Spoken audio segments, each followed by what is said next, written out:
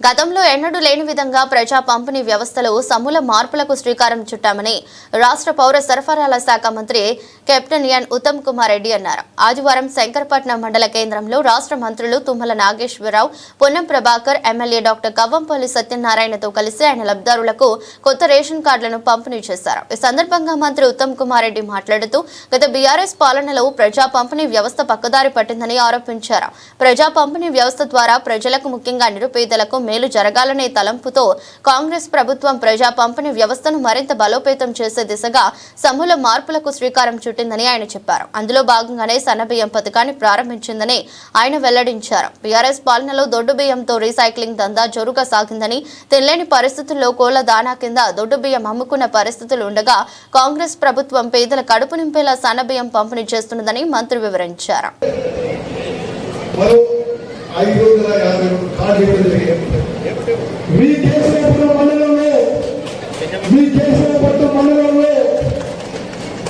గతంలో 14,000 ration card ఉంటే అదనంగా 1,485 రేషన్ కార్డు విడుదల.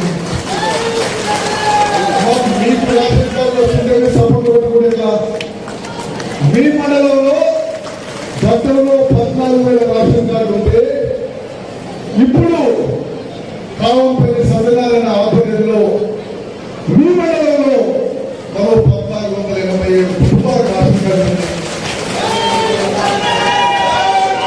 గతంలో మానకొండూరు నియోజకవర్గంలో 55,000 కార్డు ఉంటే అదనంగా 5,992 అంటే సుమారు 6,000 కొత్త రేషన్ కార్డు ఇవ్వడం జరిగింది. అదేవిధంగా రేషన్ కార్డులో ఉన్న సభ్యులు కాక పాత రేషన్ కార్డులో కూడా మరి కొత్త వాళ్ళు చేర్పు జరిగింది. మొత్తం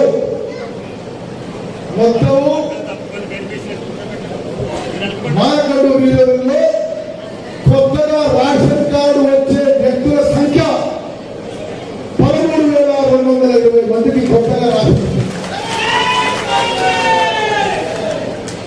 అదేవిధంగా కావంపల్లి సత్యనారాయణ గారు ప్రేమికుడు వారి ద్వారా మానకొండూరు నియోజకవర్గానికి ఇరిగేషన్ లో కానీ మరే విషయంలో ఈ మానకొండూరు నియోజకవర్గ అభివృద్ధికి వారెంబడి నేను, తుమ్మల గారు, పొన్నం ప్రభాకర్ గారు నిరంతరం ఉండి మీ కాన్స్టిట్యున్సీకి అన్ని విధాలుగా అభివృద్ధి చేస్తూ డెవలప్మెంట్ చేస్తున్నారు.